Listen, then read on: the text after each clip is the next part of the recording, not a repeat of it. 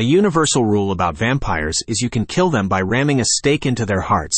Redfall has a similar system, as bullets will only weaken the creatures, and a stake is the most common way to finish them off.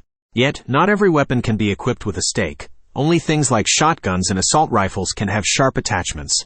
So you want to make sure you're always carrying at least one of them on your travels. After all, when a vampire is vulnerable, you only have a short time to finish them before they regain health. You certainly won't have time to change your loadout. Redfall is all about vampires, but they aren't the only type of enemy in the game. You also face a litany of human foes. Visually, they look far less threatening than the blood-sucking monsters. That being said, you shouldn't overlook how dangerous these people can be. Their bullets deal plenty of damage, and you can die quickly if multiple of them are shooting you at once. Fighting them is different from combating vampires. Against the monsters, you are continually forced into close-quarter encounters. When battling humans, you want to keep your distance a bit and make use of cover. The two main healing items in Redfall are health packs and food you find laying around. While in real life, you probably shouldn't eat things you find on the floor, it is a useful method of healing in Redfall. After all, you can only carry a limited number of health packs, so it's best to save them for combat encounters when you desperately need some HP.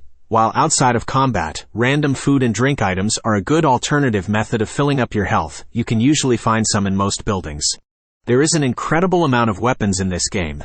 Pretty much every room and building has several of them. Your instinct may be to hold on to the ones you don't need until you find a merchant looking to buy them. However, the reality is that the town of Redfall is pretty devoid of commerce. You can purchase weapons from the fire station, but nobody is looking to buy your cast-offs. That's okay because you can still make money from them. Simply hold the salvage button when hovering over a weapon in the loadout screen, or when you initially find them. In return, you gain some money. Like in most Arkane games, stealth is very much an option in Redfall. Unlike Dishonored, though, you can't quietly choke people out or slit their throats, but there is still a sort of stealth takedown in the game.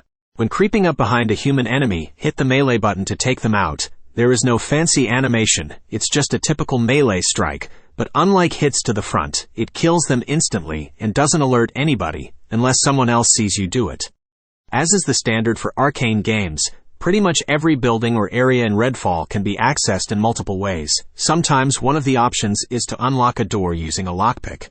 However, lockpicks are consumables, and you can't carry many at a time. As such, it's best to save them for safes and locked chests, as you can't get into those any other way. So anytime you end up at a locked door, save a lockpick by finding another way inside.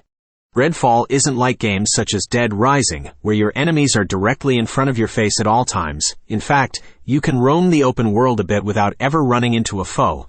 This creates some tension, as you never know where the enemy is and if you're safe or not. If you're not a fan of this concept, you can alleviate the issue by turning or keeping on closed captioning, which you can find in the accessibility settings. Once on, you can be made aware of little noises vampires make that would typically be hard to hear. And once you see the caption on the screen, you know there is a blood-sucking creature nearby.